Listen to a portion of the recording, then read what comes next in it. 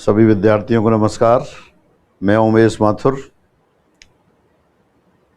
Class है जो फबी institute of mathematics पर आपका स्वागत करता हूं। पिछली क्लास वाला क्वेश्चन देखते हैं। क्वेश्चन नंबर 21, थीटा कोण पर कार्यरत दो बलों P और Q का परिणामी 2m + 1 √ P² + Q² है। यदि दोनों बल कोण π/2 माइनस थीटा पर कार्यरत हों तो परिणामी 2m - 1 √ P² + Q² है। तो टेंजेंट थीटा बराबर है। The resultant of two forces P and Q acting at an angle theta is equal to 2m + 1 √ P² + Q²। If both forces act at an angle π/2 minus theta, then resultant is 2m - 1 √ P² + Q²। Then tangent theta is equal to, second answer है।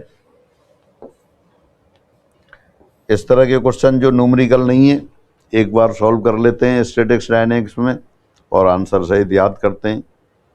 फिर भी अपन ये question solve करते हैं तो इस question के पीछे थीम क्या है, कौन सा फॉर्मूला यूज हो रहा है वो देखते हैं। पहले रिजल्टेंट ऑफ टू फोर्सेज, दो बलों का परिणामी।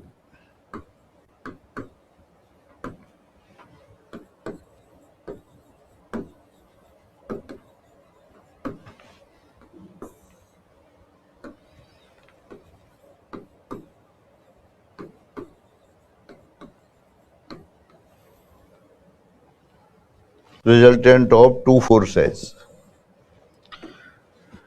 जब स्टैटिक्स पढ़ना शुरू करते हैं तो स्टार्टिंग में अपन पढ़ते हैं कंपोजिशन ऑफ फोर्सेज।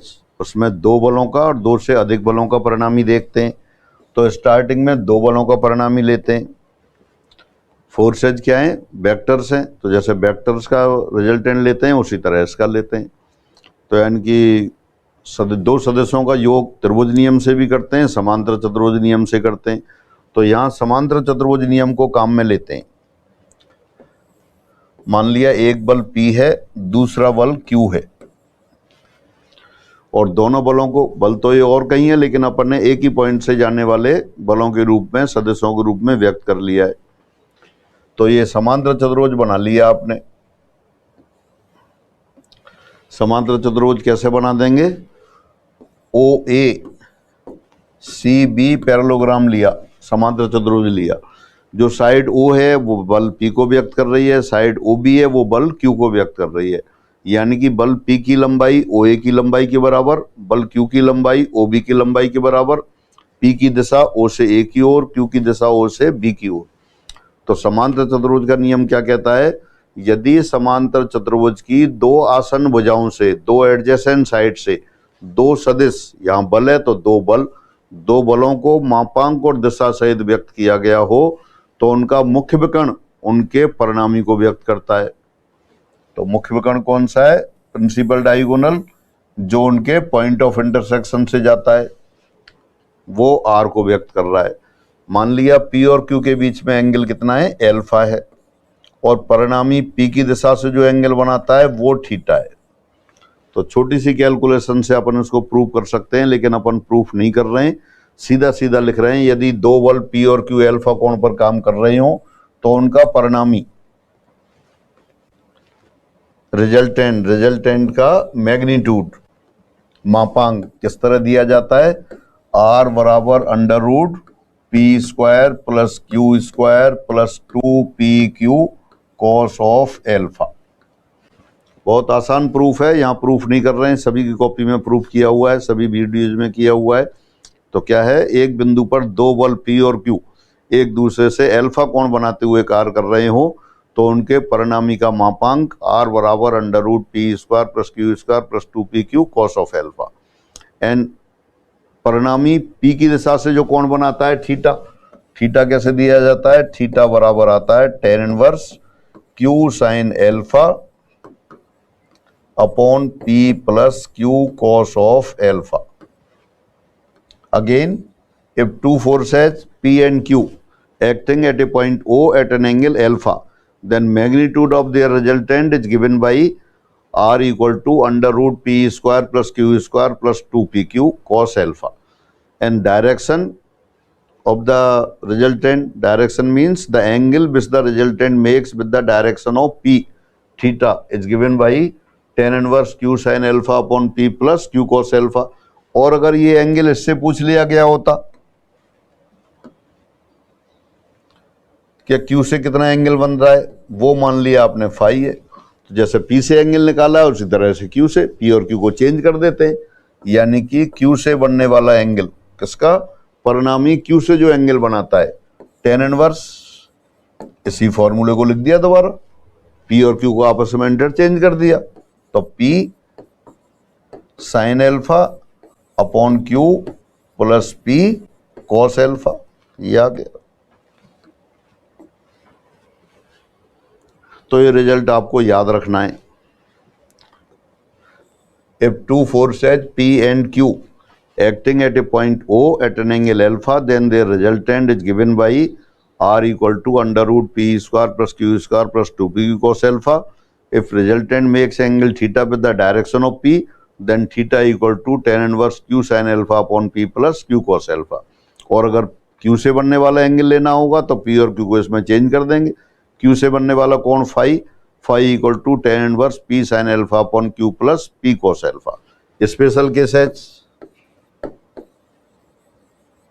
विशेष स्थितियां, एल्फा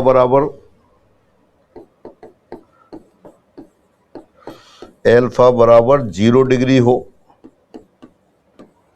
तब रिजल्टेंट कितना आ जाएगा,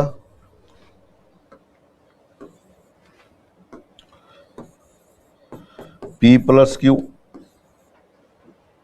cos 0 कितना होता है, 1, cos 0 1 रख दिया तो under root P square plus Q square plus 2PQ into 1, तो P plus Q whole square under root में P प्लस Q हो गया। When alpha equal to 90 degree,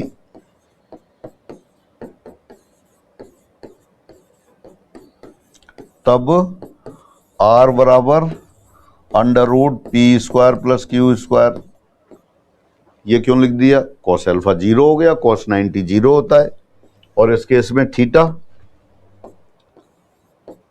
tan inverse Q sine alpha sign 91 हो गया, cos 90 0, तो Q upon P आ गया। पहले case में थीटा की बात उसी डायरेक्शन में होगा, जब थीटा 0 था, अल्फा 0 था, तो दोनों एक ही डायरेक्शन में काम कर रहे हैं, तो उसी डायरेक्शन में रिजल्टेंट होगा। थर्ड केस, जब अल्फा इक्वल टू 180 डिग्री हो, अपोजिट डायरेक्शन में एक्ट कर रहे हो, तब R बराबर under root P minus Q whole square, क्योंकि cos 180 माइनस 1, तो अंडर रूट के अंदर आ जाएगा P square plus Q square minus 2PQ, तो under root P minus Q whole square mod of P minus Q, या आप कह सकते हैं P minus Q when P is greater than Q, Q minus P जब Q greater than P। ऐसा समझ सकते हैं जैसे रस्सा खींच होती है, रस्सा पकड़ लेते हैं, एक पार्टी इधर और एक पार्टी इधर, एक पार्टी इधर खींच रही है, एक पार्टी इधर खींच रही है, जिधर ज्यादा फोर्स लगेगा उधर चला जाएगा। अगर P बड़ा है तो P माइनस Q, Q बड़ा है तो Q माइनस P।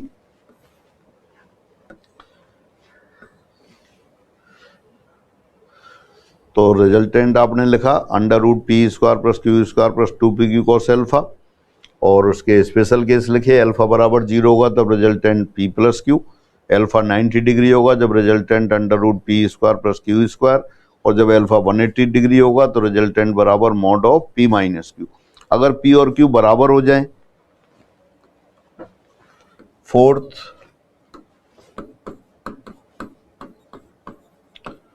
जब Q बराबर P हो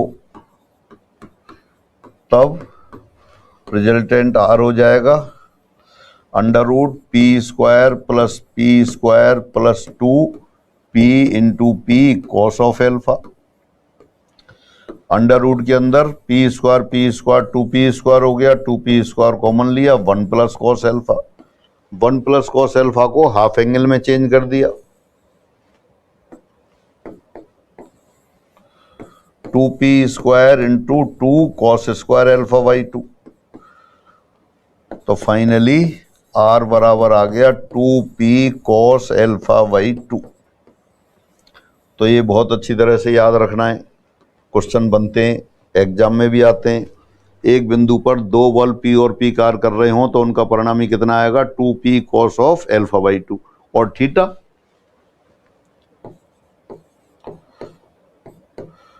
थीटा बराबर अल्फा बाई 2। अल्फा बाई 2 क्यों हो गया, दो बराबर के फोर्स हैं, बराबर के फोर्स लग रहे हैं तो परिणामी बीचों बीच में होगा। अगर एक फोर्स ज्यादा होगा तो उधर चला जाएगा, दूसरा ज्यादा होगा तो उधर चला जाएगा, लेकिन ये तो दोनों बराबर है, बराबर के फोर्स लग रहे, पी एरा और पी एरा, तो परिणामी किधर जाएगा, दोनों से बराबर कोण बनाएगा। दोनों बलों के बीच में एंगल अल्फा था, तो अल्फा बाई 2 पर अल्फा बाई 2 नीचे डायरेक्ट लिख देंगे। हाँ, अगर आप कैलकुलेशन से ही लिखना चाहते हैं तो कैलकुलेशन से भी लिख सकते हैं।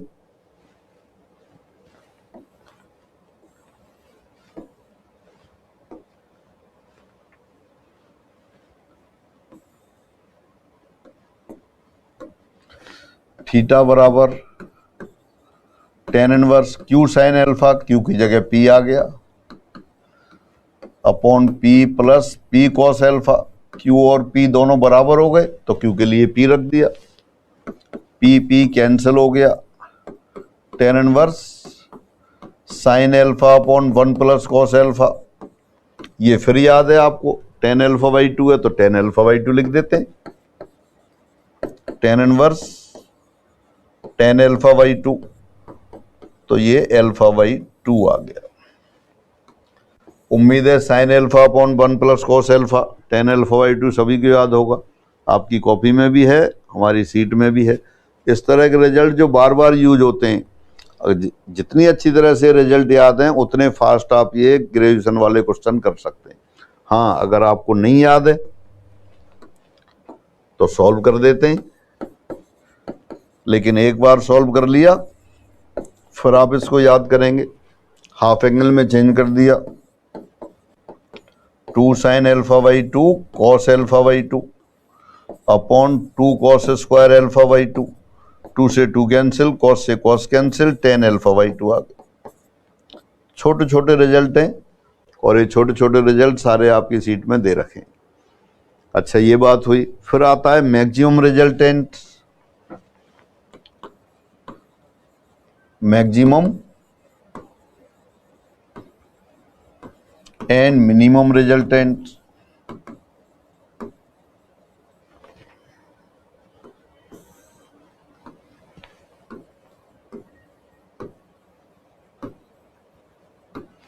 महत्तम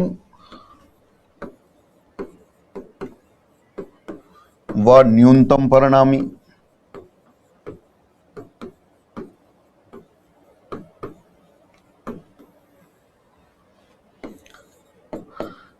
परिणामी आपने याद कर रखा है, R बराबर under root P square plus Q square plus 2pq cos of alpha.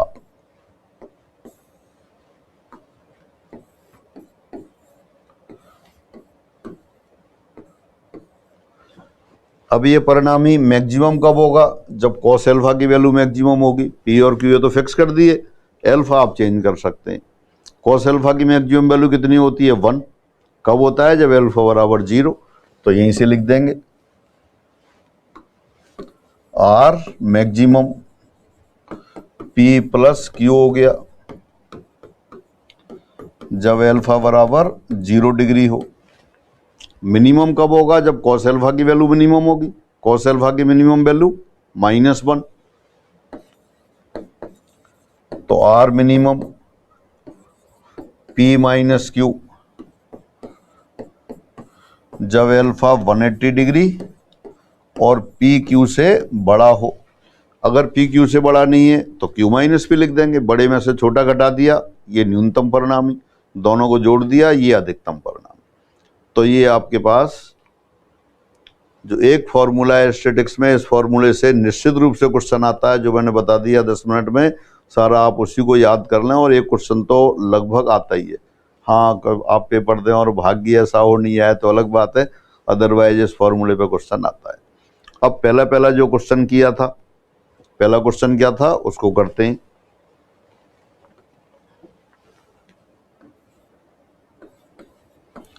Question number 21 था, वहां दे रखा था P और Q, जब दोनों के बीच में एंगल थीटा है तो उनका रिजल्टेंट 2m + 1 √p² + q² है।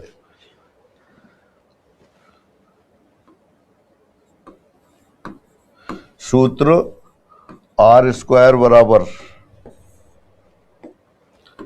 p² + q² + 2pq cos of alpha की सहायता से using first result.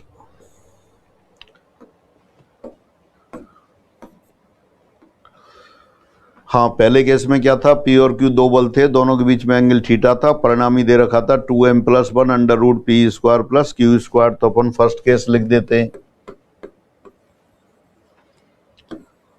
p² + q² into 2m + 1, परिणामी कितना है, √2m + 1 होल स्क्वायर होगा। देख लेते हैं एक बार, ये क्वेश्चन है, दोबारा देखते हैं। थीटा कोण पर दो बलों P और Q का परिणामी 2m + 1 √p² + q² है। दोनों बल कोण π/2 - थीटा पर कार्यरत हों तो परिणामी 2m - 1 √p² + q² है। तो टेंजेंट थीटा का मान बताना है आपको। तो फर्स्ट केस, और वो आंसर आ गया था आपका m - 1/m + 1, वो देख लेते हैं।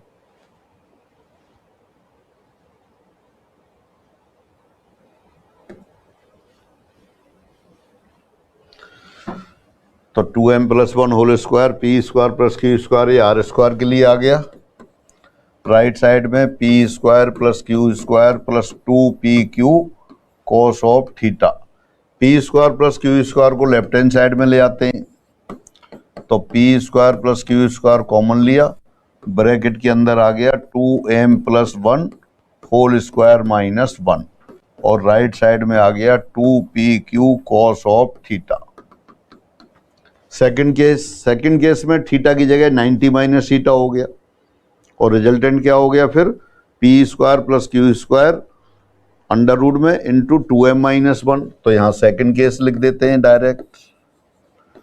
सेकंड केस में भी क्या होगा, p² + q² कॉमन लिया, और ब्रैकेट के अंदर 2m - 1 होल स्क्वायर - 1, और राइट साइड में 2pq cos of 90 - theta. cos of 90 - theta को क्या करेंगे आप, साइन थीटा लिख देंगे। वहां टेन थीटा की वैल्यू पूछी है तो समीकरण 2 को समीकरण 1 से भाग दे देते हैं, dividing equation second by equation first. तो पहले लेफ्ट हैंड साइड की बात करते हैं, p² + q² कैंसिल हो गया, ब्रैकेट के अंदर क्या आ रहा है यहाँ देखें, 4m² - 4m + 1 - 1 कैंसिल हो गया। पहली इक्वेशन से आ रहा है 4m² + 4m, राइट साइड में 2pq cancel, cos 90 - theta sine theta, और वहां cos theta, sine theta upon cos theta tan theta. 4m ऊपर से कॉमन, 4m नीचे से कॉमन, कैंसिल, तो ऊपर आ गया m - 1 और नीचे m + 1। तो बस ये आपको याद करके रखना है, टेंजेंट थीटा बराबर m - 1/m + 1। फिर आगे बढ़ते हैं। एक कण पर क्रियाशील दो समान बलों P एवं P के मध्य कोण क्या होगा जबकि उनका परिणामी भी P के बराबर हो। जब स्टैटिक्स क्लास में पढ़ाते हैं तो ऐसे स्पेशल केस भी करा दिए थे, लेकिन अभी आपका यहाँ नहीं किया तो दोबारा कर लेते हैं। Two equal forces P and P are acting at a point. The angle between them when their resultant is also P. P बराबर P, Q बराबर P और R बराबर भी P। तो क्या आ गया, p² बराबर p² + p² + 2p into p into cos of alpha. p² cancel, तो cos एल्फा आ गया आपके पास -1/2, एल्फा = 120 डिग्री।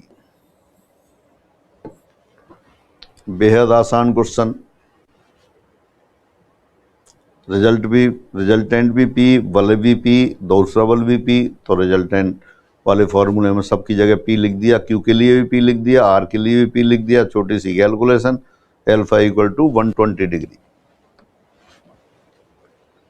एक बिंदु पर क्रियाशील दो समान बलों के परिणामी की दिशा होगी जबकि उनके बीच का कोण अल्फा हो। क्रियाशील दो समान बलों, बल कैसे हो गए? P और P, बीच में एंगल अल्फा, तो परिणामी की दिशा क्या हो जाएगी? अल्फा/2। आपने स्पेशल केस में देखा हुआ है, दो समान बल जब एक ही बिंदु पर काम कर रहे हैं, दोनों के बीच में अल्फा है, तो परिणामी दोनों से बराबर झुका होगा, तो परिणामी की दिशा यानी कि P से बनने वाला एंगल अल्फा/2। क्वेश्चन 21C, एक कण पर कार्यरत दो बलों P तथा Q के मध्य कोण 90 माइनस अल्फा है। इनके परिणामी तथा बल P के मध्य का कोण है। Two forces P and Q acting on a particle and the angle between them is 90 minus alpha. The angle between their resultant and the force P is given. अपन जो एंगल अल्फा लिखते थे या 90 minus alpha लिख दिया है, तो theta तो याद कर रखा है आपने, tan inverse Q sin alpha, Q sin alpha, alpha की जगह क्या है? 90 माइनस अल्फा, तो sin 90 माइनस अल्फा को cos अल्फा लिख देते हैं upon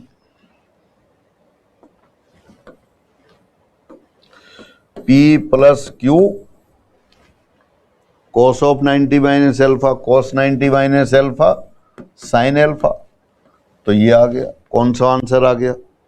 Q sin alpha upon P plus Q cos alpha, third option आ गया। नहीं, Q cos alpha upon P plus Q sin alpha, fourth option आ गया। फॉर्मूला आपने याद कर रखा है, theta equal to tan inverse Q sin alpha upon P plus Q cos alpha, ये तो फॉर्मूला है। लेकिन ये फॉर्मूला तब है जब बलों के बीच में एंगल अल्फा हो। यह एंगल कितना दे दिया? 90 माइनस अल्फा, तो ये अल्फा की जगह 90 माइनस अल्फा लगा, सीधा लिख दिया, कोई कैलकुलेशन नहीं है, डायरेक्ट क्लिक करना है। यदि P/2 बराबर Q/3 बराबर R/4, जहां R एक बिंदु पर कार्यरत दो बलों P और Q का परिणामी है, तो R और P के मध्य कोण है। फिर वही थीटा पूछ लिया, थीटा पूछ लिया, लेकिन यहाँ अल्फा नहीं दे रखा है, तो अल्फा लिख दें आप। P/2 बराबर Q/3 बराबर R/4 बराबर कांस्टेंट ले लें, तो P बराबर 2 के, Q बराबर 3 के, R बराबर 4 के, और उस फॉर्मूले में रख देते हैं। इन के थ्रू आउट कैंसिल हो जाएगा, तो अपन इनको डायरेक्ट ही लिख देते हैं। R स्क्वायर यानी 4 स्क्वायर बराबर P square 2 square plus Q square 3 square plus 2PQ cos of alpha. तो यहां से cos एल्फा देखें कितना आ गया, लेफ्ट हैंड साइड में तो 16 आ गया, राइट साइड में 4 9 13, 16 माइनस 13 3, और 3/2 इंटू 2 इंटू 3 यानी कि 1/4 आ गया। cos एल्फा 1/4 आ गया, इसलिए sin alpha √1 minus cos square alpha यानी कि √15/4, ये आ गया। आपको क्या निकालना है? R और P के मध्य कोण। तो R और P के मध्य कोण क्या होता है? थीटा बराबर tan इनवर्स Q कितना है? 3 sin alpha √15/4 Q sin alpha upon P plus Q cos alpha 1/4। देख लें कौन सा आंसर आ रहा है। 8 11, तो 15/11, 3√15/11, ये आ गया। जितने स्टेप आप जंप कर सकते हैं उतने करने होते हैं। डायरेक्ट और इनडायरेक्ट आपको PQR दे रखे थे, एल्फा आपने कैलकुलेट किया, R और P के बीच में एंगल देखा था, तो वो कितना है? थीटा बराबर आप जानते हैं tan inverse Q sin alpha upon P plus Q cos alpha. PQR सभी थे आपके पास, एल्फा आपने कैलकुलेट किया, cos अल्फा आ गया, उससे sin अल्फा किया, डायरेक्ट फॉर्मूले में लिख दिया, आंसर आ गया। दो बलों के परिणामी का अधिकतम एवं न्यूनतम मान क्रमशः 40 इकाई और 20 इकाई है, तो दोनों बलों के परिमाण The maximum and minimum value of the resultant of two forces are 40 units and 20 units respectively. Then the magnitude of both the forces. Suppose forces are P and Q. P plus Q equal to 40, P minus Q equal to 20. दोनों को add किया, 2P बराबर 60 तो P बराबर 30 आ गया और Q बराबर 10 आ गया, 30 और 10 यूनिट। अधिकतम परिणाम ये आपने याद कर रखा है, P प्लस Q होता है। न्यूनतम P माइनस Q, तो P plus Q 40, P minus Q 20, दोनों को ऐड कर दिया, 2P 60, P 30, वैल्यू रख दी, Q 10 यूनिट। सारे क्वेश्चन बहुत आसान हो रहे हैं। एल्फा कोण पर झुके हुए दो समान बलों का परिणामी बीटा कोण पर झुके हुए इन्हीं बलों के परिणामी का आधा है। तो the resultant of two equal forces inclined at an angle alpha is half of the resultant when they are inclined at an angle beta। दो बल हैं P और P, P एंड P दोनों के बीच में एंगल अल्फा, रिजल्टेंट R1 याद कर रखा है आपने, 2P cos alpha by 2। P force, ये P फोर्स दोनों के बीच में एंगल बीटा, रिजल्टेंट R2, तो ये भी लिख दिया आपने 2P cos beta by 2।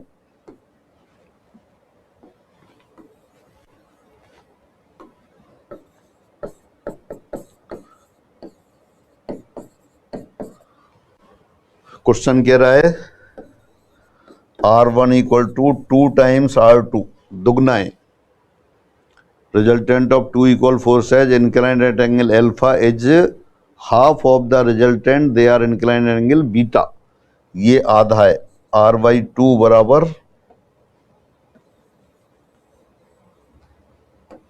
R1 आधा है R2 का।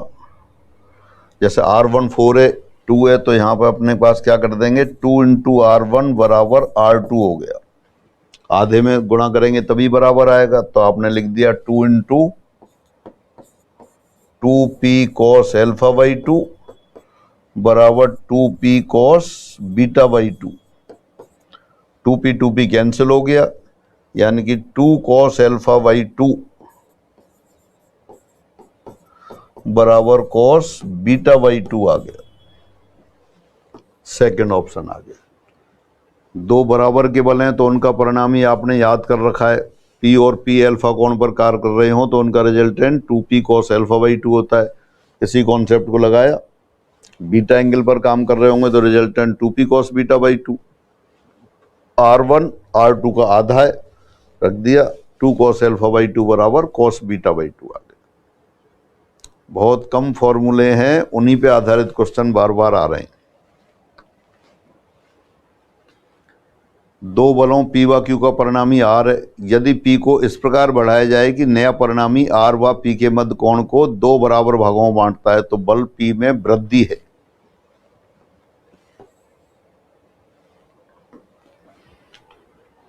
Two forces P and Q have a resultant R. If P is increased, the new resultant bisect the angle between R and P. Then the increase in P is।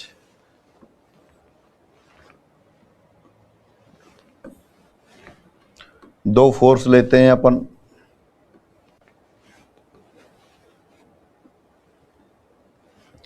ये P ये Q, दोनों का परिणामी R।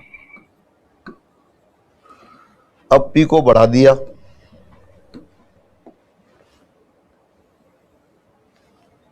तो नया resultant कौन सा आ गया,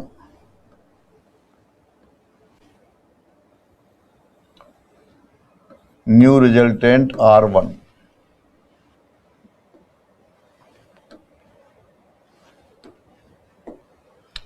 दोबारा से, दो बलों P व Q का परिणामी R है। ये P और Q परिणामी R हो गया। ये A पॉइंट, ये C पॉइंट, ये B पॉइंट, ये O, ये A डैश और ये C डैश। P में कुछ वृद्धि कर दी, नया परिणामी R और P के बीच के कोण को बाइसेक्ट करता है, यानी ये कोण और ये कोण दोनों बराबर हो गए। अब ये OA डैश और BC डैश पैरेलल है, OC डैश कट करती है तो ये एंगल और ये एंगल बराबर हो गए। ये दोनों एंगल बराबर हो गए, यानी कि त्रिभुज ओ सी सी डैश में angle C O C dash बराबर angle C C dash O. जब दो एंगल बराबर होते हैं तो उनके सामने वाली साइड भी बराबर होती है। इसका मतलब ओ सी बराबर सी सी डैश, और ओ सी किसको व्यक्त कर रहा है? आर को, तो सी सी डैश बराबर आर।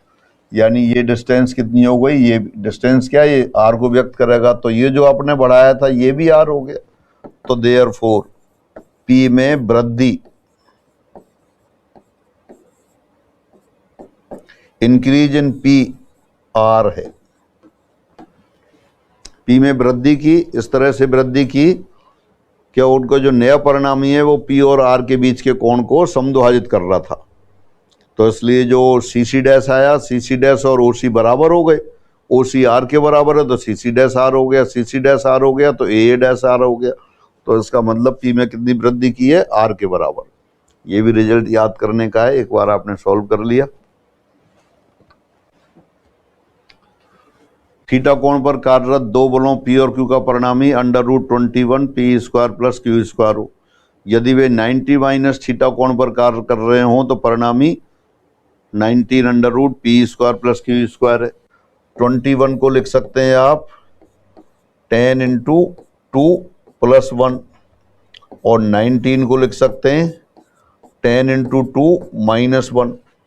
पहले आपने क्वेश्चन किया था 2m + 1 √ P square plus Q square, और जब एंगल 90 माइनस थीटा हो गया तो 2m - 1 √ P square plus Q square. m की वैल्यू क्या है? यहाँ 10 है, तो टेंजेंट थीटा कितना निकाला था वहाँ? टेंजेंट थीटा आपने निकाला था m - 1/m + 1। तो m के लिए 10 रख दिया, 10 - 1 9, 10 + 1 11, तो टेंजेंट थीटा 11 आ गया। तो थीटा बराबर tan 1 9/11 आ गया। इस तरह से अगर वो याद नहीं है तो पूरा डिटेल में कर लेंगे, याद है तो सीधा सीधा आ गया। थीटा बराबर tan 1 9/11।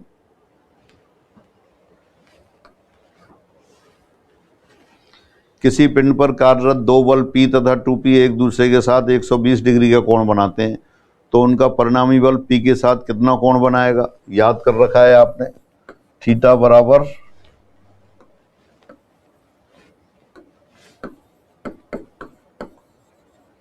tan 1 Q sin alpha, Q कितना है? 2P, sin alpha sin 120 √3/2 upon P + Q cos of alpha -1/2। नीचे P - P 0 आ गया तो 90 degree. tan 1 infinite, tan 1 infinite 90 degree होता है, तो ये 90 डिग्री आ गया। जो फॉर्मूले याद कर रखे हैं, दो ही फॉर्मूले, आर वाला थीटा वाला, उसी में रखते जा रहे हैं, आंसर आते जा रहे हैं।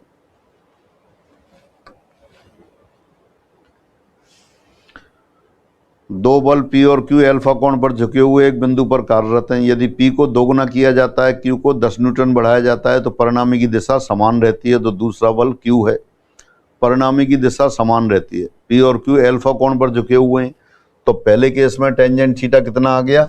पहले केस में टेंजेंट थीटा आ गया Q sin alpha upon P + Q cos of alpha.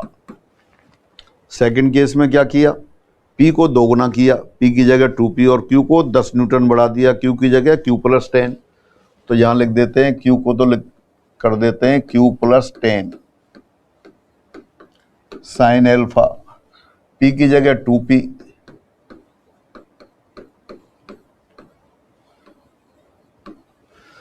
sin alpha cancel हो गया, ऊपर क्रॉस मल्टीप्लाई कर देते हैं, और क्रॉस मल्टीप्लाई करके देखो लिख देते हैं एक बार 2PQ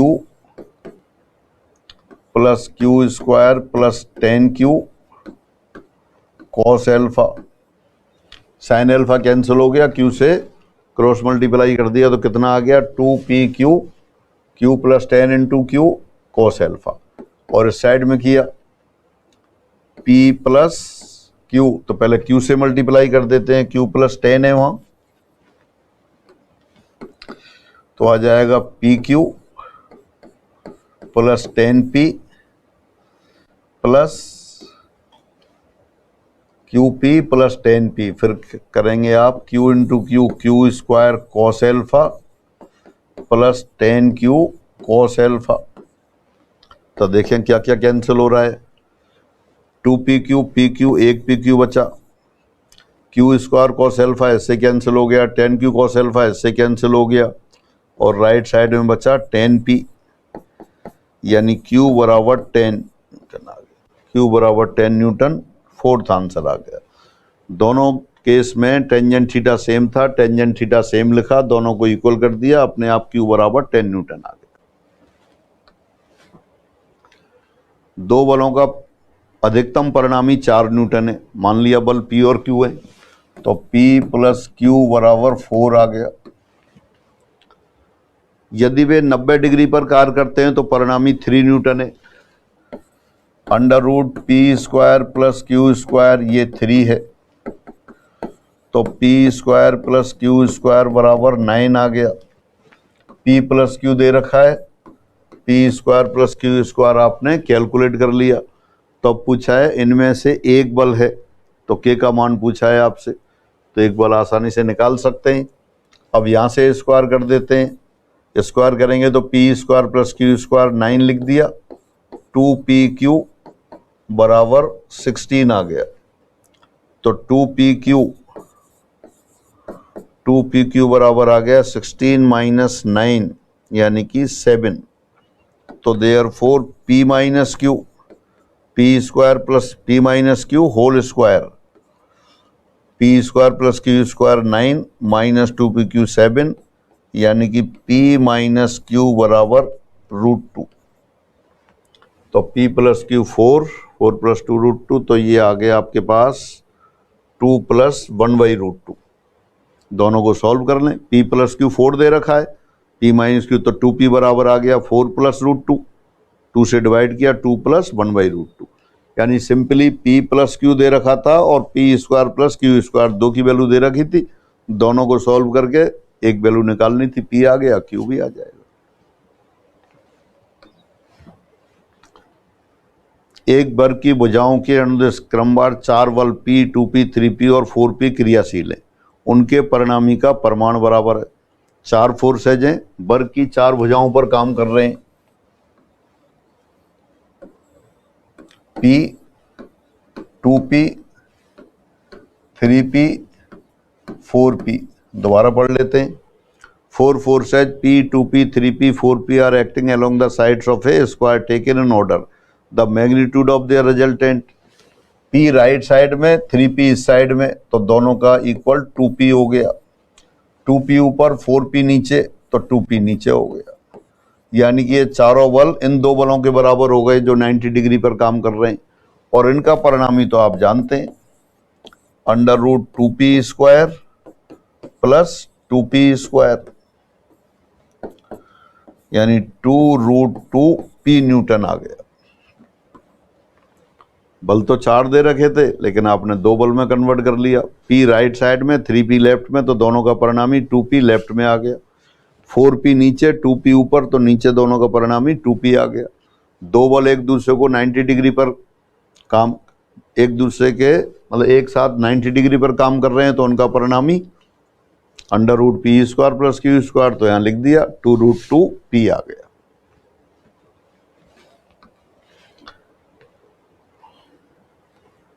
दो बल जो क्रम से P तथा 2P के बराबर हैं, एक कण पर क्रियाशील है, पहले को 2 गुना था तो दूसरे को 10 पाउंड भार बढ़ा दिया जाए तो परिणामी की दिशा अपरिवर्तित रहती है, तब P का मान है। अभी क्वेश्चन किया था उसी तरह से, परिणामी की दिशा बराबर रहती है, परिणामी की दिशा बराबर रख देंगे। मान लिया परिणामी की दिशा थीटा है, तो टेंजेंट थीटा पहले केस में क्या आ जाएगा, Q sine alpha 2P sign alpha upon P plus Q cos alpha. दो बल जो क्रम से P 2P के बराबर हैं, एक कण पर क्रियाशील है, यदि पहले को दोगुना कर दिया जाए, P की जगह दोगुना कर दिया और दूसरे को 10 पाउंड बढ़ा दिया। अब क्या लिख देते हैं यहाँ, 2P क्यू की जगह 2p प्लस 10 साइन एल्फा, और यहाँ पी को क्या कर दिया, दुगना कर दिया, plus 2p plus 10 cos alpha. Sine alpha पहले की तरह कैंसिल हो गया, फिर क्रॉस मल्टीप्लाई किया, ये आ गया 2 यहाँ को चलो फिर कर देते हैं, 2p into 2p 4p square, और ये 2p bracket 2p plus 10 cos alpha. अब लेफ्ट से मल्टीप्लाई किया, साइन एल्फा कैंसिल हो गया था, p into 2p square plus 10p plus 2p plus 10 into 2p cos alpha.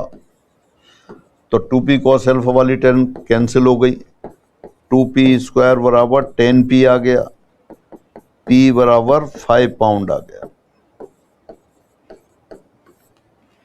Simple दिशा बराबर थी तो दोनों को अपन ने बराबर कर दिया, बहुत सिंपल कैलकुलेशन, p बराबर 5 पाउंड आ गया।